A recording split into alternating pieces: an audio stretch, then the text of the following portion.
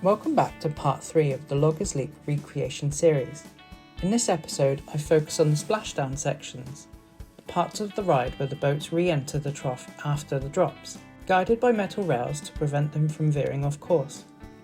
This step is crucial in making sure the boats stay aligned, just like they did on the real ride. I begin with the splashdown after the double drop, as it's the larger of the two. Using reference footage and images, I make sure the metal rails are correctly positioned, guiding the boat smoothly into the next section of track. Once I'm happy with the results, I copy the section over to the first drop, modifying its geometry to match the smaller splashdown there.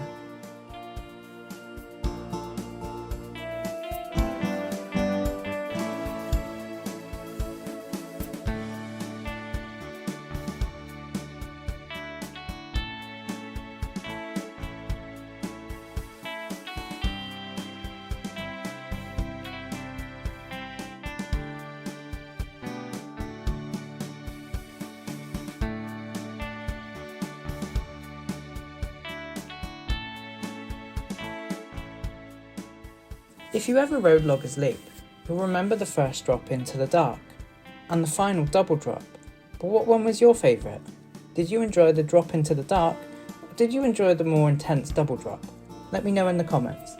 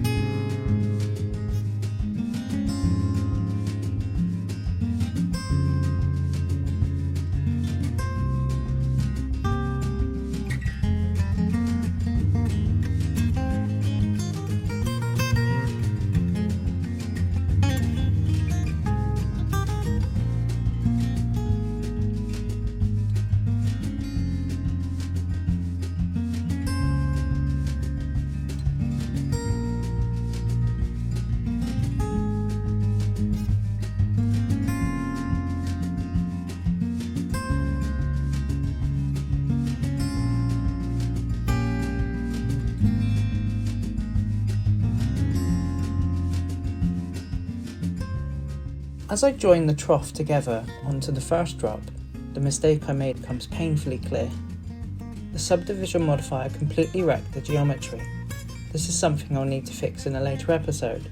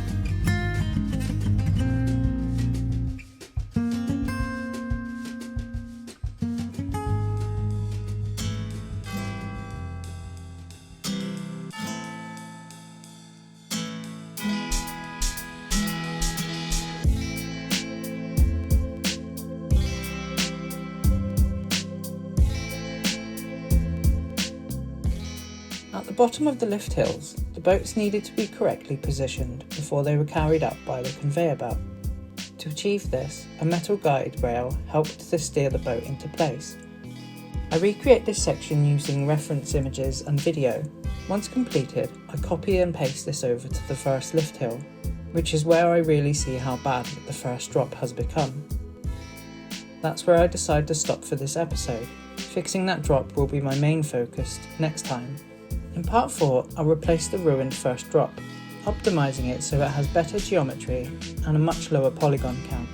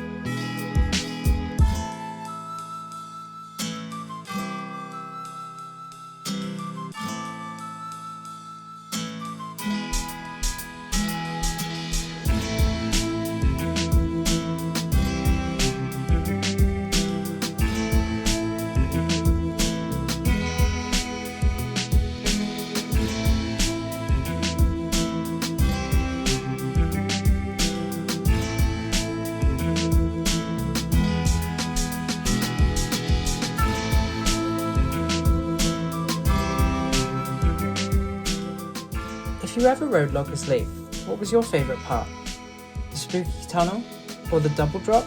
Or even just getting soaked throughout the entire ride? Let me know in the comments. Anyway, that's it for now. I'll see you next time. Bye!